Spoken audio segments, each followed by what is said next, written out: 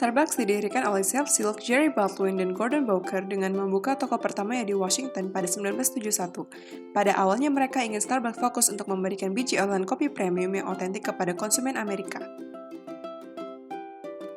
Namun, sekarang ini Starbucks menjadi pionir terdepan dalam industri kopi cepat saji secara global. It's just a coffee, right? How did Starbucks do it so well, and why can't other brand do the same? Jawabannya adalah karena Howard Schultz.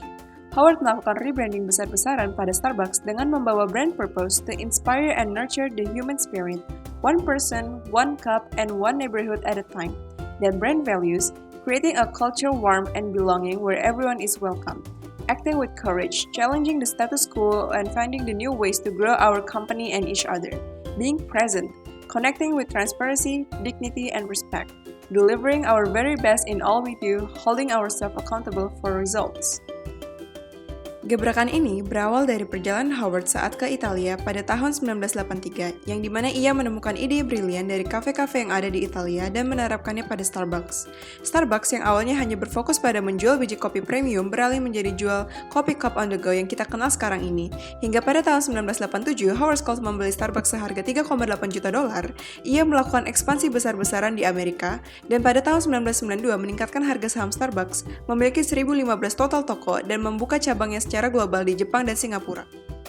Berikut merupakan inovasi yang Howard bawa kepada bisnis model Starbucks yang membedakan dirinya dari kompetitor. Starbucks berfokus pada menjual pengalaman melalui kopi. Hal ini dapat dilihat dari seberapa kuat branding yang dimiliki Starbucks. Ini semua dapat tercapai dengan pengalaman dari awal pelanggan memasuki toko yang nyaman dan juga cara barista memberi pelayanan. Lalu juga bagaimana Starbucks memberikan nama pada setiap cup kopinya dengan nama pembeli yang dimana ini memicu rasa kepemilikan akibat personalisasi yang diberikan dalam pengalaman membeli. Kemudian, Starbucks meluncurkan membership card dengan benefit yang cukup eksklusif bagi penggunanya seperti poin yang bisa ditukarkan dengan kopi, lalu potongan harga untuk upgrade ukuran cup kopi, dan masih banyak lagi. Dan terakhir adalah bagaimana Starbucks meluncurkan merch seperti tumbler yang disesuaikan di setiap negara juga. Hal ini menjadikan Starbucks sebagai kebutuhan sehari-hari bagi target marketnya, yaitu mereka yang membutuhkan validasi dan kenyamanan dalam keseharian, yang sibuk seperti pegawai kantoran hingga pelajar yang ingin hangout di kafe. Mereka yang membawa cup dengan logo Starbucks merasa rasa eksklusif, meningkatkan status, dan juga kepuasan karena mampu membeli Starbucks mengingat harga Starbucks yang mereka beli merupakan cukup premium dibanding kopi lainnya.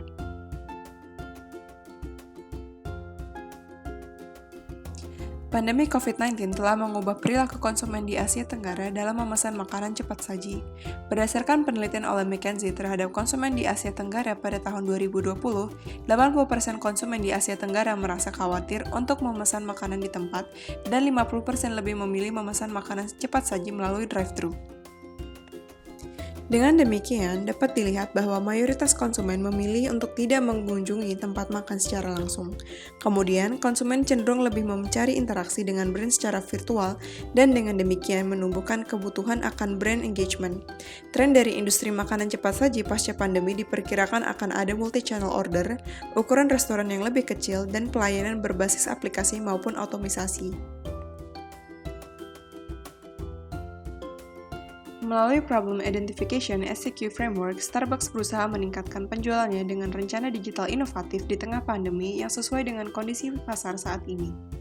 Lalu complication, peningkatan brand engagement pada perilaku konsumen yang mencari pengalaman digital dalam memesan kopi dan makanan. Dengan key question, bagaimana Starbucks dapat memastikan inovasi digitalnya relevan dengan perilaku konsumen sehingga mampu meningkatkan penjualan di tahun-tahun mendatang? Lalu action, melakukan penetrasi pasar dalam memaksimalkan konsumen engagement pada platform digital Starbucks yang diikuti oleh peluasan pasar melalui inovasi digital yang memberi pengalaman digital baru bagi target konsumen Starbucks. Tahapan Starbucks dalam teori U. Pada tahap pertama, tahapan ini disebut co-initiating yang merupakan awal untuk menetapkan apa niatan atau tujuan untuk melakukan transformasi, caranya dengan listening deeply to the system termasuk para stakeholders yang ada di ekosistem. Tahap kedua, selanjutnya Starbucks masuk ke tahapan yang dimana mengungkapkan realitas lebih jauh menurut kacamata para pelaku sistem. Kunci sukses untuk menjalankan tahapan kedua adalah kemampuan untuk turut serta merasakan dari sisi para konsumen dan apa yang terjadi dan dialami. Tahapan ketiga yaitu Ketika lingkaran perhatian para leaders berekspansi, realitas baru akan terungkap oleh persepsi leaders tersebut. Gerakan ketiga ini adalah menyatukan proses merasakan dan melihat serta mendengarkan dari perspektif baru ke dalam diri seorang leaders. Proses being atau menjadi lebih inilah yang disebut presence dan sensing atau presensing. Tahapan keempat, pada umumnya proses perubahan yang terjadi hanya sampai pada tahapan pertama, yaitu bereaksi dengan mendownload informasi. Lalu yang terakhir, tahapan kelima, penghayatan skala penuh dari proses transformasi atau inovasi atau solusi yang dijalankan. Para leaders memiliki infrastruktur untuk mereview dan memberi feedback secara instan atas perubahan yang terjadi terhadap efek di medan. Pada A2F Innovation Model, Starbucks menerapkannya dengan peran activator. Kevin Johnson memulai proses inovasi sebagai CEO. Selanjutnya, Browser John Francis sebagai SVP Analytics dan Market Research yang menyelidiki seluruh proses baik untuk awal, proses, dan penerapan ide-ide baru. Creator, yaitu Luigi Bonini sebagai SVP Product Innovation membuat ide konsep dan kemungkinan baru dan mencari solusi baru pada setiap titik dalam proses Starbucks. Developer, Andy Adams sebagai SVP Store Development dan Hans Meloid sebagai SVP Channel Development mengambil ide dan mengubahnya menjadi solusi. Lalu, Executor Tom Ferguson SVP Retail Operation membawa inovasi yang sedang dikembangkan ke organisasi dan pasar. Terakhir, Facilitator Rachel Ruggieri SVP Financial Officer membuat instrumen dari proses inovasi agar tidak terhambat. Menjawab pertanyaan pada awal video, Starbucks bisa melakukan integrasi antara sosial media dan aplikasi yang mereka miliki dengan toko terdekat yang ada. Kemudian memfokuskan toko dengan merampingkan ukurannya dan fokus untuk memperbaiki sistem drive-thru seperti membuat drive-thru khusus pengguna aplikasi sebanyak 3 jalur dan 2 jalur khusus non-pengguna aplikasi.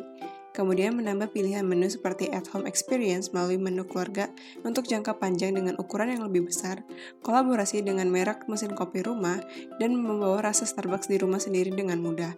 Selain itu, Starbucks juga bisa melakukan kolaborasi dengan brand yang serupa dengan target market yang mirip. Selain itu, dengan demikian, integrasi yang dimiliki oleh Starbucks dan juga pilihan yang ada, maka pelanggan akan merasa puas dengan kemudahan membeli pada Starbucks karena layanan yang diberikan. Sekian dari presentasi saya, terima kasih.